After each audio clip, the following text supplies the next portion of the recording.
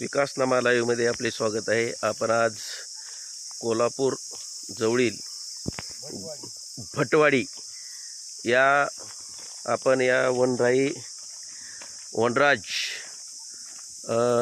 रिसॉर्टपासून भटवाडीकडे जात असताना आदरणीय पंजाब काका मस्के, तसेच निळकंठरावजी शेंडगे, बबरूवानजी शेंडगे पाटील आणि शिवरामजी सोंडगे महाराज या ठिकाणी त्यांचं सध्या भटवाडीकडे प्रस्थान चालू आहे।